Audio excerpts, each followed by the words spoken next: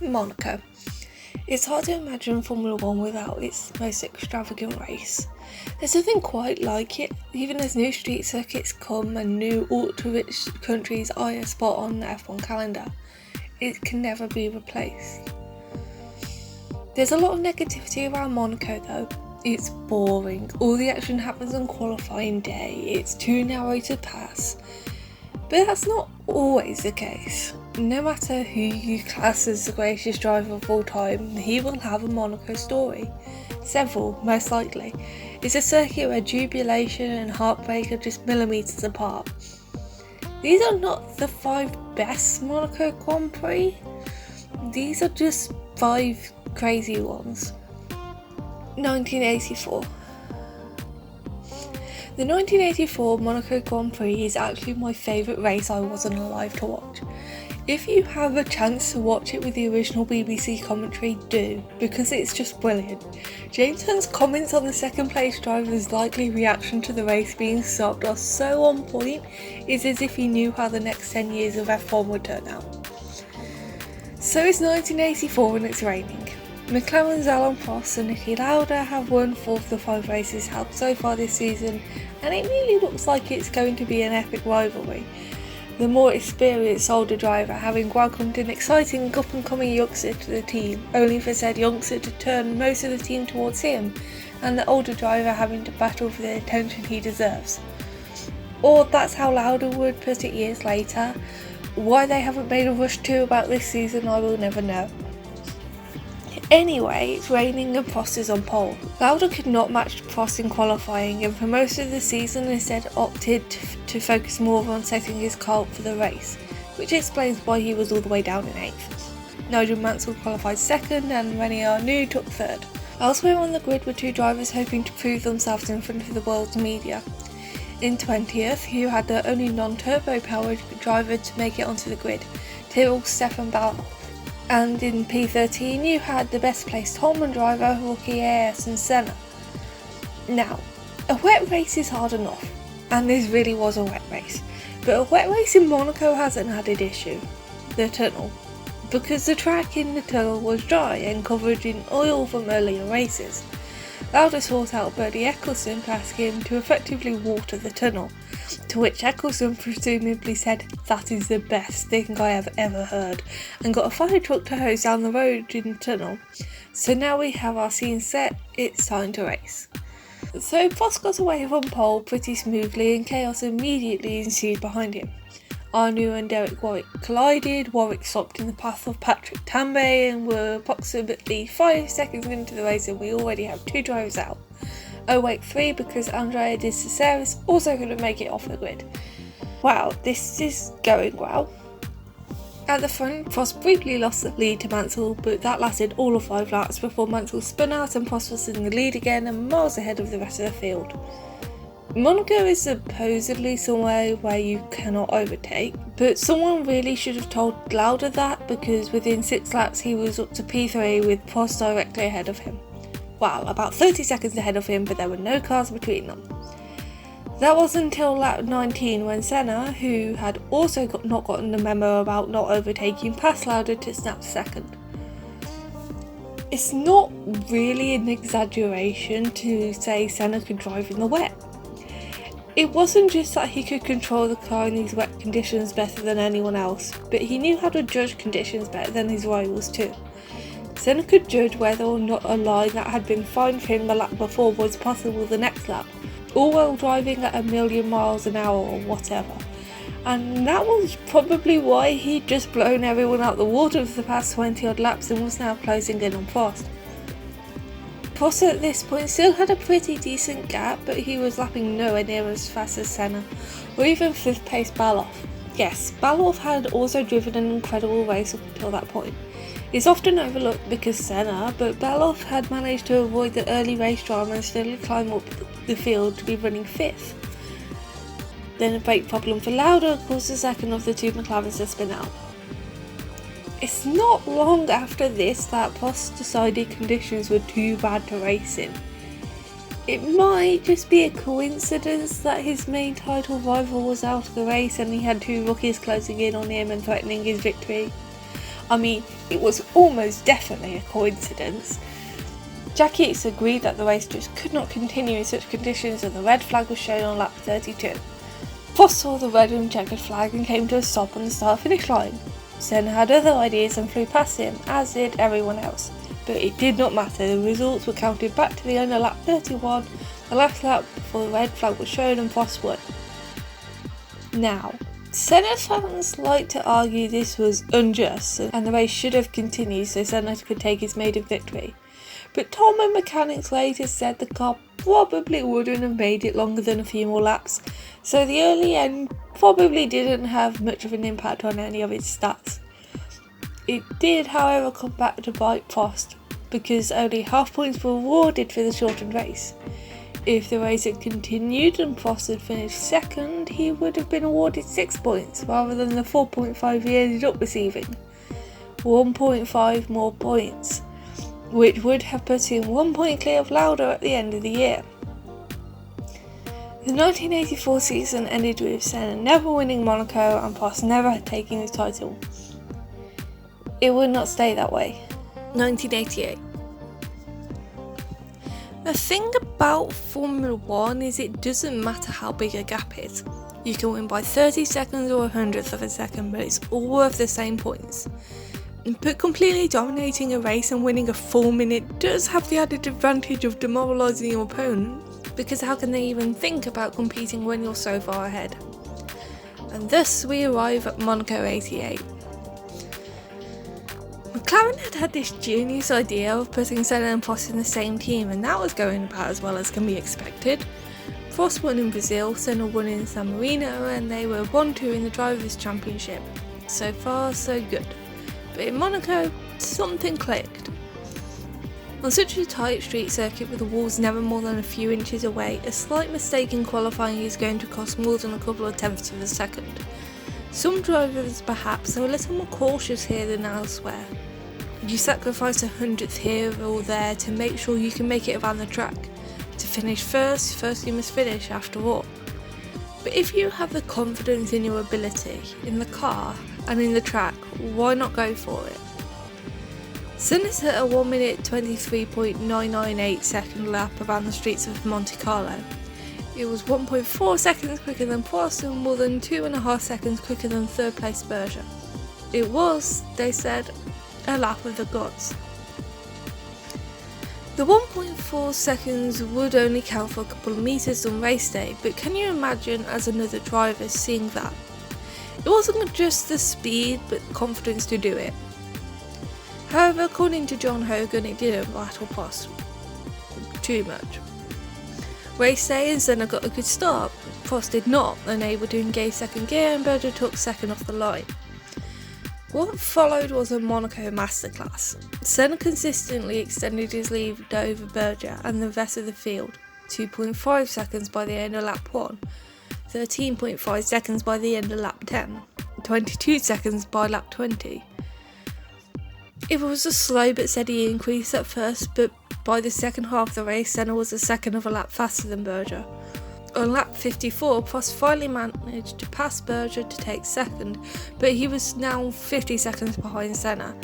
And now, with clear air ahead of him, Prost was beginning to reel in his teammate.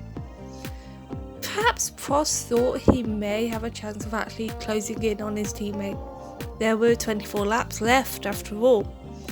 Maybe, but most likely Prost saw Senna's mind games and thought, two can play this game.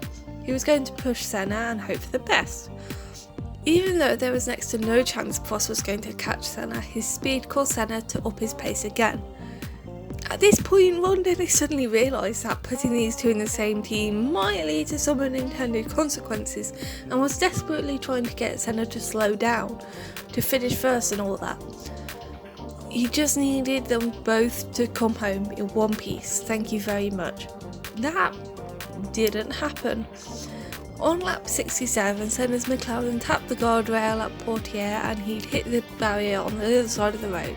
Race over. Senna went home, Prost took the victory, and Ron Dennis presumably thought things couldn't get any worse. 1996.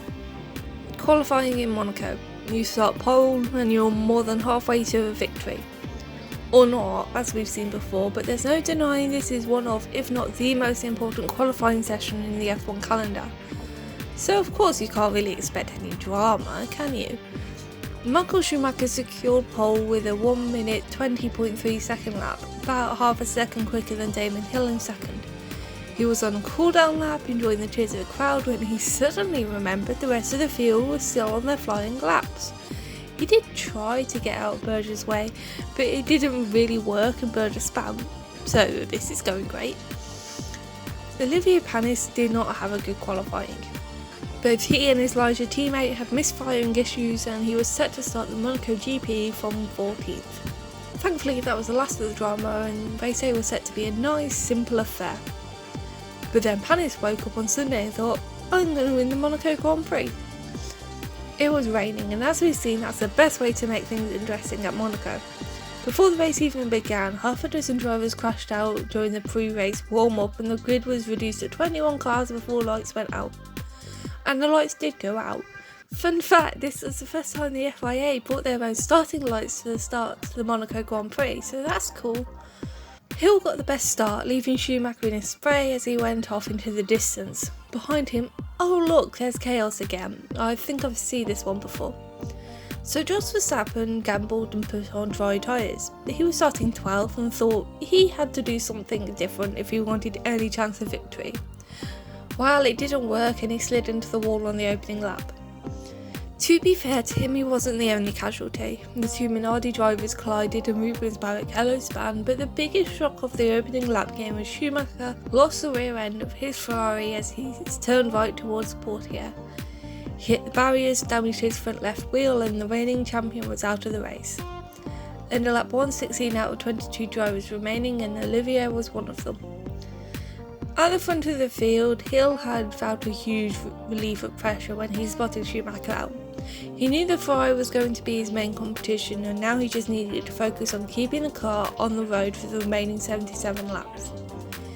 Easier said than done as two more drivers fell foul of the weather before the end of lap 4 and then Pedro Diniz retired with a transmission issue, and if nobody was singing Another One Bites the Dust at this point, it's a massively missed opportunity.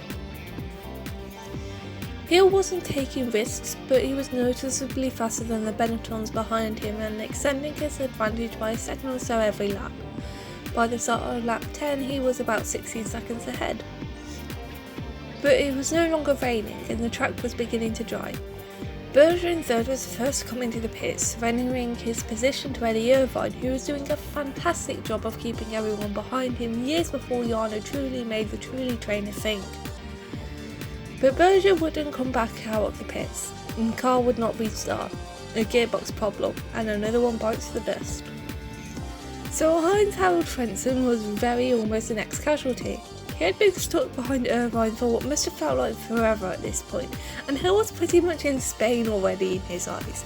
He needed to get past Irvine, but in attempting to do so he damaged the front of his car and had to come into the pits, but he survived, which at this point deserves an award of his own. On lap 30, Hill made the call to come in for slick tyres. It was getting too dry for wets and he couldn't put the grip down. Irvine, Panis and Martin Brundle followed suit. Before the pit stops, Panis had been doing a pretty spectacular job.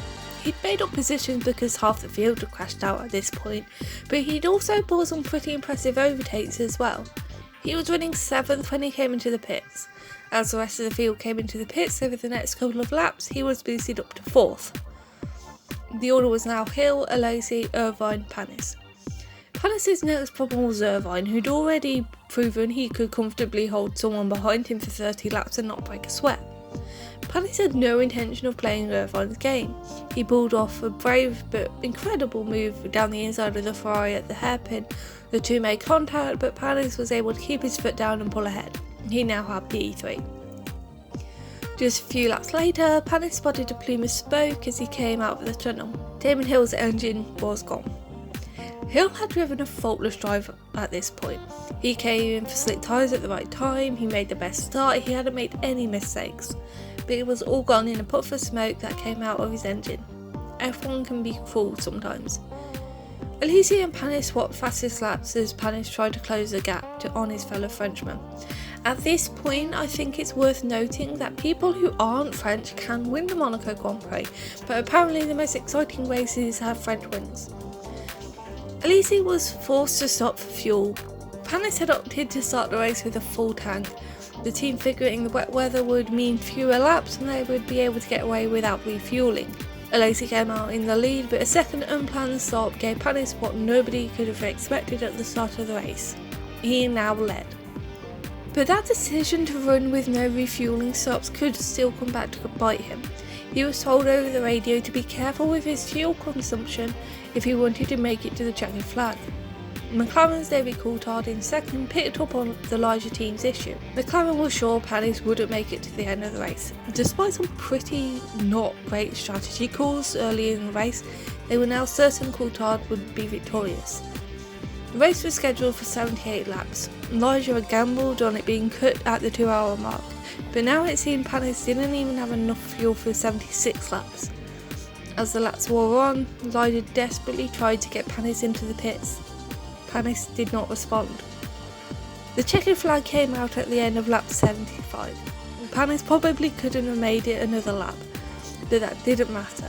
He had won, from 14th on the grid, in Monaco. 2004. It doesn't have to be raining for everyone to crash out in Monaco. That was pretty clear in 2004, when everyone crashed out. So it took a few tries to get the race going as 2 starts were aborted, but when the racing actually got underway, Takuma Sato made a fantastic start to go from 8th to 4th, passing Kimi Raikkonen and Michael Schumacher. He held the position for all of 2 laps before his engine spectacularly failed, covering the track in thick smoke. Raikkonen, directly behind Sato, managed to move out of the way and avoid colliding with the bar driver, but within moments there was no way anyone behind Sato could see. Coulthard, running 8th, slowed down to avoid colliding with anyone. Giancarlo Fisichella did not, running over the back of the McLaren and going airborne. He landed on his side and the safety car was called out and Coulthard limped back to the pits. Pole sitter Jarno Trulli had managed to hold on to the lead in the opening laps, with teammate Fernando Alonso right behind him and Jenson Button 3rd, while Schumacher was 5th. When racing resumed, the 2 Renaults peeled away from the rest of the field and Trulli gradually managed to edge out Alonso, so that's nice. Schumacher was making no progress on track, so the Ferrari team tried running him a little longer than first stint. Surprisingly, for those used to modern Ferrari strategy, this worked. So first of the pitters, Button came in on lap 18. Schumacher would wait until lap 26 and come out just ahead of Button, securing 3rd. Now there were just 2 blue and yellow cars between him and victory. That soon became 1 car when Fernando Alonso retired. The race was not long past the halfway mark when Alonso was trying to overtake a back marker as they came out of the tunnel. The back marker in question, Ralf Schumacher, appeared to have no intention of letting Alonso pass just yet. Alonso ran onto the marbles as he tried to get past and stay within touching distance of his teammate. He hit the barrier on the outside of the tunnel and severely damaged the rear of his Renault, then damaged the front of it by bouncing into the opposite barrier, just in case things weren't bad enough. Safety car again and Trulli, Schumacher, Michael this time and Button. Most of the front runners took the time to jump into the pits. Schumacher, Michael still, and Juan Pablo Montoya did not. So Schumacher is leading the race and we can all have a nice breather and oh no, wait. Behind the safety car, Schumacher locked up as the field were led through the tunnel. Montoya was caught out by Schumacher's sudden issue and moved to the side to avoid hitting him. The 2 made contact and Schumacher hit the wall, damaging the front of his Ferrari. Schumacher managed to limp back to the pits with only 3 wheels, which is honestly pretty impressive, but it didn't earn him any points. Racing resumed again and Trulli was back in the lead. All he had to do was keep Jenson Button and Rubens Barrichello behind him and he would have victory, his first F1 victory. But Trulli wasn't just going to keep them behind. He tried to emulate the work he'd done at the beginning of the race, building up a decent gap to Button and Barrichello. And Barrichello was forced to pit again and it was a straight fight between Button and Trulli in the final laps. Button managed to close the gap, slowly but surely reeling Trulli in. 5.5 seconds at the end of lap 60, 4 seconds by the end of lap 67, 1.5 seconds at the end of lap 72, But in F1 it's one thing to catch a driver, it's something else completely to make a move, and Button was running out of laps to make that move. That isn't even to mention the lap cars that always seem to come up just when Button didn't need them to. Button fought hard but truly didn't put a wheel wrong, he came home just 0.49 seconds ahead of Button. The records show he pretty much led from lights to flag, but the list of DNFs at the bottom of the classifications show 2004 wasn't quite that simple. 2016. Daniel Ricciardo probably should have won the 2016 Monaco Grand Prix, but then as we've seen, there were plenty of people who probably should have won the race over the years who had to wait another day. So it was raining again and the race started behind a safety car, the first time this had ever happened with everyone on wet tyres. Ricciardo took pole ahead of Nico Rosberg and Lewis Hamilton, who had won pretty much everything so far that season. Except Spain. Spain was not good. So they were probably in a fantastic mood at Monaco the very next race of the season. It took a few laps, but eventually the safety car was brought back into the pits, so then the race started proper. Renault got this brilliant idea that they should just put Kevin Magnussen on intermediate tyres as soon as they were able to. Magnussen's teammate Julian Palmer showed them this probably wasn't the best idea by losing control of his car on the painted zebra crossing and crashing out. The virtual safety car was called and more cars came into the pits for intermediate tyres. Kimi Räikkönen took the time to hit the guardrail at the hairpin, blocking Grosjean a little bit. As they slowed down, Felipe Massa pulled alongside them and they went 3 abreast, slapping Grosjean down even more, and it was time for some angry French on the team radio. Not to spoil things, but Grosjean wouldn't continue the trend of French people winning the Monaco Grand Prix. Lap 21 and it had gotten to the point where the racing line was dry enough for intermediates, the rest of the track was not. As Mercedes was pondering this predicament, Daniel Kvyat took the whole "if you don't go for the gap, are you even a racing driver" thing to heart when he tried to dive down the inside of Magnussen, which would have been great except there wasn't a gap and the two collided. Rosberg was the first of the front runners to come in for intermediates and Ricciardo followed him a few laps later. Now it was Lewis's time at the front of the field. He wasn't going to deal with any intermediates, it was wet or slicks, no in between. Of course, because the racing line was dry, Hamilton's tyres began to struggle and Ricciardo was able to rapidly close the gap. But of course, he couldn't find a way past. Even if we weren't in Monaco, we're now in the era of Formula 1 where passes happened in the pits more often than not. So Ricciardo was probably really hoping his team were on the ball when the next round of pit stops happened. It shouldn't have been too much of a worry though. Red Bull were known for being the fastest pit stop crew. Wait, they forgot the tyres. Now, I can't really blame them because I have forgotten to get on a coach while waiting at a coach station before, but it's still pretty hard to believe this screw up and Ricciardo was not happy. Hamilton swept past Ricciardo as he was exiting the pits, and now he was going to have to make the move on track if he wanted to turn his maiden pole into a victory. So Red Bull's leading driver wasn't having the best day so far, but everything was going alright for Max Verstappen, right? Well, yes, at first. Verstappen had a terrible qualifying when he crashed into the guardrail on the first part of the session, and he had to start from the pit lane. But from there he had rapidly made up positions and he was in the top 10 when he locked up and went into the barriers. A virtual safety car was brought out to clear the incident, and when racing resumed, Ricciardo was back on Hamilton's tail. The two were almost side by side, and if there's anyone you want trying to make an impossible move on you, it was Ricciardo. But he couldn't quite get ahead and Hamilton managed to keep him behind, much to Ricciardo's frustration. At the front of the field, not much changed after this point. Hamilton kept Ricciardo behind him and managed to build up a lead of about 7.5 seconds to take his first win in the Principality since 2008.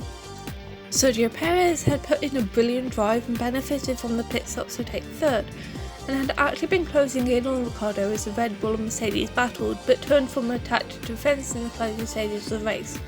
He wasn't in too much trouble and finished a comfortable P3, his first podium in Monaco. But the crashing wasn't done just yet.